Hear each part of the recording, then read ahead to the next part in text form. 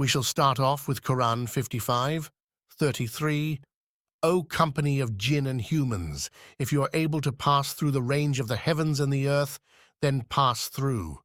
You will not pass through except with an authority. We can take a look at the Muslim tafsir pertaining to Quran 55:33. Al-Jalalain says, O kind of jinn and humans, if you are able to pass through, to exit from the range of the heavens and the earth, then pass through. A challenge made by Allah to challenge them to what they are incapable of doing, jinn and humans. You will not pass through except with authority and power, and you have no power for such a thing to do. Quran 67:5 says, And we have certainly beautified the nearest heaven with stars, and have made from them what is thrown at the devils, and have prepared for them the punishment of the blaze. End quote. This shows Allah will shoot the one who tries to go to heaven.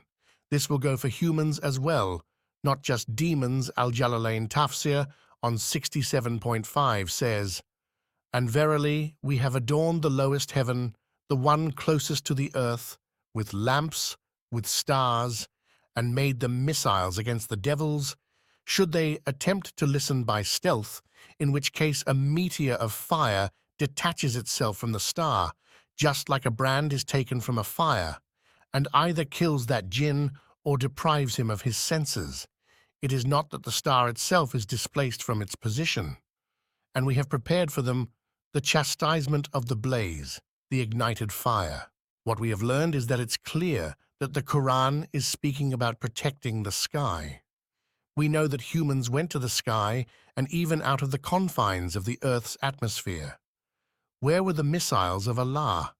And what's funny is that the humans who went to space were so-called infidels, like Americans and Russians, who are usually Protestant and atheist communists, not the Muslims. The Quran speaks of an exception to leave the confines of earth. You will not pass through except with an authority. This provision is about Allah allowing his prophets like Isa and Muhammad to go up there, but not the infidels. That's why Muhammad was able to go to space in his Burak. What is the Burak? It is a horse-like creature in Islamic tradition that served as the mount of the Islamic prophet Muhammad during his Isra and Miraj journey from Mecca to Jerusalem and up through the heavens and back by night. More Tafsir's Ibn Abbas says, And verily we have beatified the world's heaven, the first heaven, with lamps, with stars, and we have made them, that is the stars, missiles for the devils, such that some of them become bewitched, some are killed, while others are burnt, and for them, for the devils, we have prepared in the hereafter the doom of flame. Maududi, Sayyid Abul al-Maududi, Tafhim al-Quran says, This does not mean that the stars themselves are pelted at the Satans, nor that the meteorites shoot out only to drive away the Satans, but it means that the countless meteorites which originate from the stars and wander in space at tremendous speeds, and which also fall to the earth in a continuous shower, prevent the Satans of the earth from ascending to the heavens. Even if they try to ascend heavenward, these meteorites drive them away. This thing has been mentioned here because the Arabs believed about the soothsayers, and this also was the claim made by the soothsayers themselves, that the Satans were under their control, or that they had a close contact with them, and through them they received news of the unseen, and thus could foretell the destinies of the people. That is why at several places in the Quran it has been stated that there is absolutely no possibility of the Satans ascending to the heavens and bringing news of the unseen. So then space travel should be impossible.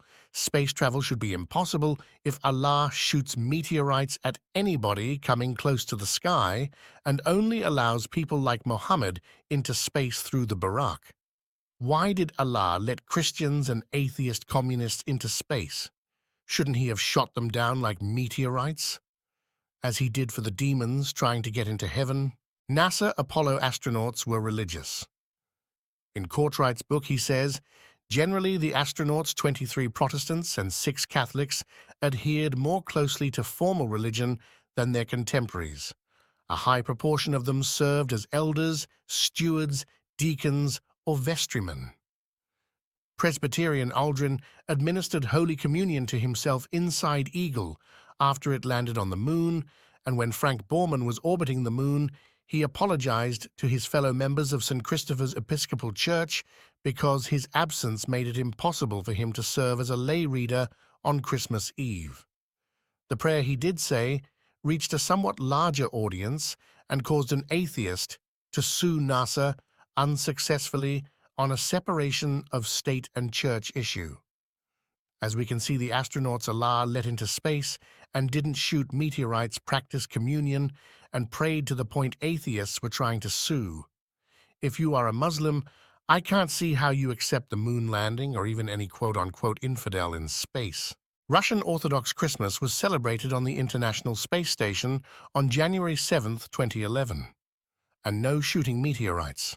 The flat Earth, and on a whale called Nun, Ibn Kathir says, as the Imam Abu Ja'afar ibn Jarir told said so, told Uza ibn Bashar, so told us Yahya, so told us Sufyan al-Thawri, so told Yus Suleiman, who is the sticky-eyed al-Amash, from Abi Zabyan, from Ibn Abbas, who said, the first thing that Allah created is the pen. It said, what do I write? Allah said, write the fate of existence, all that will happen from this day until the day of judgment. Then Allah created the Nun, and raised the mist of the water, and rent it from the sky, and spread the earth on the back of the Nun. The Nun was disturbed, and the earth was extended, and earth was fixed in place with the mountains. Verily, they are the pride of Allah upon the earth. From Ibn Abbas, who said, the first thing Allah created was the pen, so he told it, write. And it wrote what will happen until the hour, day of judgment. Then he created the Nun above water, then he pressed the earth on it. And Tanwir al-Mikbas, min Tafsir Ibn Abbas. It says, and from his narration on the authority of Ibn Abbas, that he said regarding the interpretation of Allah's saying, Nun. Nun. He says, Allah swears by the Nun, which is the whale that carries the earths on its back while in water, and beneath which is the bull, and under the bull is the rock, and under the rock is the dust, and none knows what is under the dust save Allah. After we just saw that the earth is on a giant whale, we will also see Muslims believe that the world is flat.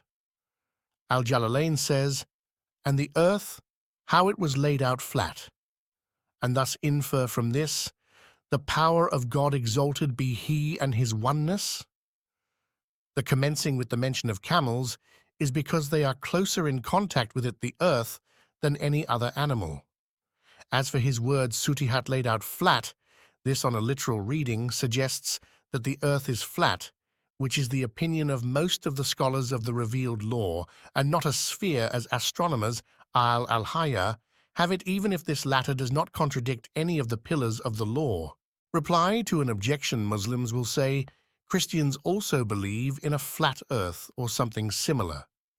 This is not the case, as the book Misconceptions about the Middle Ages says, every major Greek philosopher declared the earth a sphere.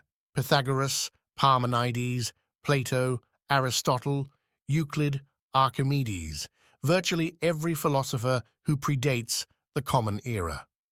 As for the Common Era, marked by Christian theology and philosophy, innumerable Greek and Latin church fathers asserted a spherical earth. Saints Ambrose, Gregory of Nyssa, Origen, John Chrysostom, and John Damascene, to name only a few.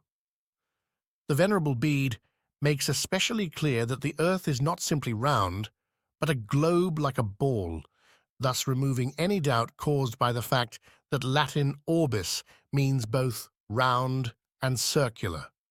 Later influential theologians, such as Thomas Aquinas, Hildegard of Bingen, and Oxford's Robert Grosseteste, all attested to the earth's spherical nature. Conclusion. As we can see, Islam teaches we cannot go to space and that the Earth is flat on a whale. All this from the understanding of space disproves Islam. Even the understanding of the ancient Greeks disprove Muslims on the shape of the Earth. Thus, a Muslim cannot hold to the understanding of space. Thus, the video showed why Islam is false. Thanks.